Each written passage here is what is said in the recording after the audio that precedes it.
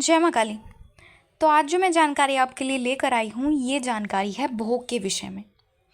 क्योंकि आप में से काफ़ी सारे व्यक्ति हैं जो पूजा पाठ करते हैं और हफ्ते में एक बार या महीने में एक बार या जब किसी मंदिर में जाते हैं या अपने घर पर अपने इष्ट देवी देवताओं को भोग देते हैं।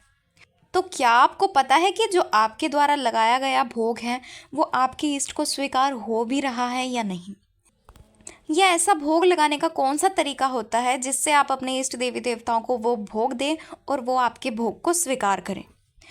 तो आज की इस वीडियो के माध्यम से मैं आपको यही बताने वाली हूँ कि ऐसा किस तरह का भोग है या किस प्रकार से जब आप भोग लगाते हैं तो आपके इष्ट देवी देवता कभी भी आपके द्वारा लगाए गए भोग को स्वीकार नहीं करते।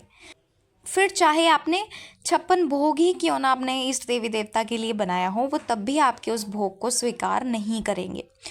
और अगर आप सिर्फ लौंग या बताशे को भी सही तरीके से अपने इष्ट देवी देवता को देते हैं तो वो आपके लौंग और बताशे से भी प्रसन्न होकर आप पर अपनी कृपा करते हैं।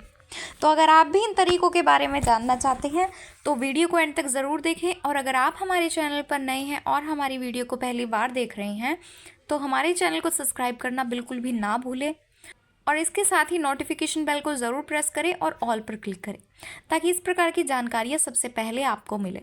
तो चलिए वीडियो को शुरू करते हैं। तो इस भोग के बारे में मैं आपको एक उदाहरण के माध्यम से समझाऊंगी। सबसे पहले मैं आपको उदाहरण ही देती हूँ, उससे आप बहुत ही सरलता से इस बारे में समझ पाएंगे।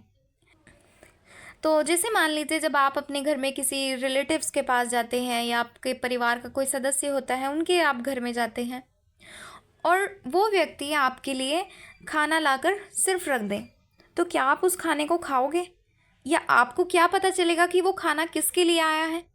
हो सकता है वो जो उनके घर के फैमिली मेम्बर्स हो उन्होंने उनके लिए खाना रखा हो, आपके लिए ना रखा हो। तो आप इस चीज़ के बारे में कैसे जान पाएंगे? आप उस खाने को खाएंगे ही नहीं, क्योंकि ना तो आपको ये पता है कि वो खाना किसके लिए आया है और ना ही आपको खाना खाने के लिए कहा गया है। तो ऐसे में आप कभी भी उस घर में खाना नहीं खाओगे। तो उसी तरह से जब आप अपने घर में अपने इष्ट देवी देवता को या अपने कुल देवी देवताओं को भोग देते हैं ग्रहण, तो जब तक आप उनको भोग ग्रहण करने के लिए आप उनसे प्रार्थना नहीं करोगे या उनसे विनती नहीं करोगे या सही तरीके से आप उनको भोग नहीं लगाओगे तो कभी भी आपके इष्ट देवी देवता आपके द्वारा लगाया गया भोग स्वीकार नहीं करते। और ऐसा इसलिए ही होता है, जैसे आपने देखा होगा कि जो बड़े बड़े सिद्धपीठ मंदिर होते हैं उस मंदिर में देवी शक्तियाँ विराजमान रहती हैं और आप वहाँ पे चाहे आप कुछ भी ना बोले, अगर आप वहाँ पे भोग भी लगा देते हैं तो वो भोग स्वीकार हो जाता है, क्योंकि वहाँ पर शक्तियाँ अपने जागृत रूप में होती हैं।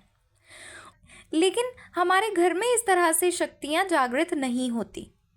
मान लीजिए जिस प्रकार से आप मंदिर में भोग लगा देते हैं और अगर आप उसी तरह से घर में भी भोग लगाएं तो आपका भोग स्वीकार नहीं होगा।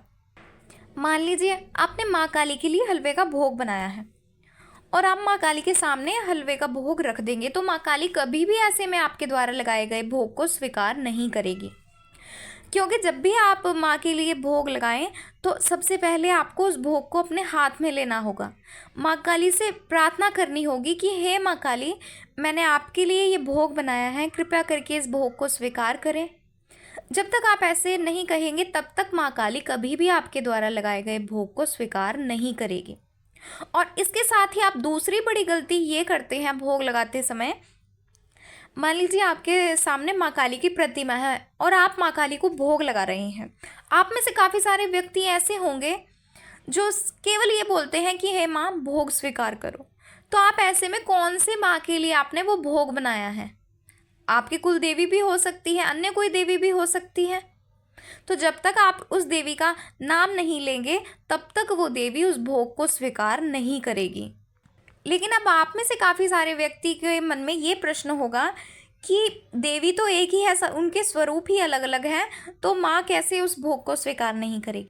तो आपको यही समझना होगा कि देवी तो एक ही है लेकिन उनके स्वरूप भी अलग अलग है। किसी के घर में किसी स्वरूप में माँ की पूजा की जाती है और किसी व्यक्ति के घर में किसी और स्वरूप की पूजा की जाती है और इसी के साथ एक ही घर में कई सारी देवियों की पूजा भी की जाती है।